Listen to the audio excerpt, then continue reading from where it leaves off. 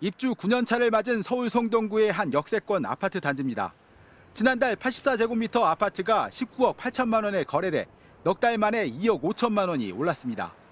올 3월부터 오름세로 돌아선 서울 아파트 값은 이번 주까지 20주 연속 상승세입니다. 주택 공급을 늘리겠다는 정부 대책의 핵심은 개발 제한 구역 그린벨트를 대규모로 해제하는 겁니다. 서울 인근 그린벨트 해제 등을 통해 8만 호 이상의 신규 택지를 발굴해 충분한 주택이 공급될 수 있도록 하겠습니다. 올 초 그린벨트 안에 신규 택지를 개발해 2만 호를 공급하겠다던 당초 계획을 8만 호까지 4배로 늘렸습니다. 첫 번째로 해제될 지역은 5만 가구 규모로 오는 11월에 발표하고 내년에 나머지 3만 가구 규모를 지정합니다. 서울 집값을 안정시키는 데 초점이 맞춰진 만큼 강남권의 그린벨트 해제가 유력해 보입니다. 정부는 이와 함께 3기 신도시에서도 용적률을 높여 공급 물량을 2만 가구 더 늘리기로 했습니다. 빌라 전세 사기 이후 아파트로 쏠리는 수요를 정상화시킬 대책도 내놨습니다. 신축 빌라와 오피스텔을 사들여 임대주택으로 내놓는 물량도 당초 9만 가구에서 11만 가구로 확대합니다. 정부 계획대로라면 서울 수도권에만 앞으로 6년간 42만 7천 호가 새로 공급됩니다. 다만 당장의 아파트 수요를 잡을 수 있을지는 미지수입니다. 신규 택지 후보지를 발표하더라도 입주까지 길게는 10년이 걸리는 데다 공사비 급등으로 인한 고분양가 문제도 해결되지 않았기 때문입니다. 빌라, 오피스텔 같은 비아파트 시장이 기대만큼 활성화될지도 의문입니다. 보상 절차가 끝나고 나서 지구 지정하고 택지를 공급하는 그런 과정이 적어도 3년에서 5년 또는 더 길게는 7, 8년도 걸리기 때문에 단기적 대책보다는 중장기적 대책이라고 보여집니다. 이런 가운데 하남 교산과 남양주 왕숙, 구리 갈매 역세권 등 3기 신도시에선 올해 실시하려던 본청약이 내년으로 줄줄이 연기됐습니다. MBC 뉴스 박철현입니다. 한국토지주택공사 LH 건물 앞에 수십 명이 모였습니다. 당첨자의 승계하라! 승계하라! 승계하라! 2년 전 경기도 파주에서 아파트 사전 청약에 당첨됐다 지난달 갑자기 사업 취소 통보를 받은 사람들입니다. 허망하게 취소될 거라고는 생각도 하지 못하고 아이를 좋지 않은 주거 환경에서 본 청약날만 기다리고 있었습니다.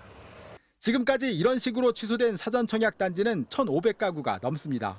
고금리와 공사비 상승을 못 견디고 업체들이 사업을 포기했기 때문입니다. 향후에는 공급 물량 부족으로 주택가가 올라갈 수밖에 없다고 하는 또 불안감. 앞서 국토교통부는 서울의 올해 아파트 입주 물량이 3만 8천 가구로 10년 평균치에 달한다고 밝혔습니다. 오늘 박상우 국토부 장관 역시 집값이 추세적으로 상승 전환한 것은 아니라고 확신한다면서 3기 신도시 물량이 대기하고 있다고 강조했습니다. 그런데 MBC가 부동산 빅데이터 업체에 의뢰해 분석한 결과는 달랐습니다. 시중에 거래되지 않는 청년 임대주택 1만 가구 등을 제외하면 올해 서울의 입주 물량은 2만 3천여 가구로 지난 10년 새 최저 수준으로 나타났습니다.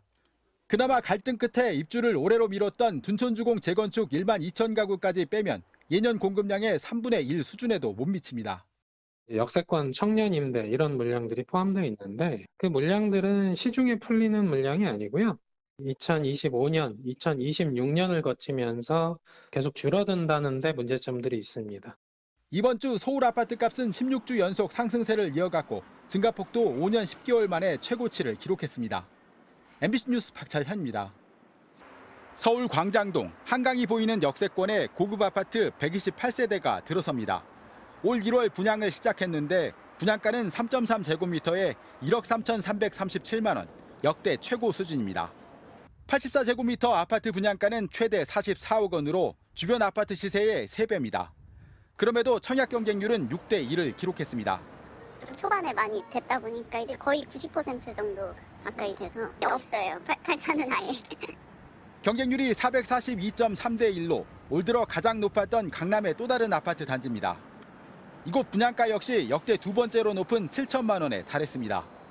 주택도시보증공사 허그에 따르면 지난 4월 기준 민간 아파트 평균 분양가는 1년 사이 전국 기준 17.3%, 서울은 26.7% 급등했습니다.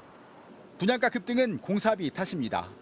해외에서 들어오는 원자재 값이 천정부지로 올라간 원인이고요. 또 한 번 올라간 그 원자재 값은 내려오지 않습니다. 잘. 여기에 이제 그 인건비도 올라가고 고분양가에도 청약이 몰리는 건 새 아파트에 대한 수요가 크고 서울에선 집값이 분양가보단 떨어지지 않을 것이란 기대감도 작용한 것으로 보입니다.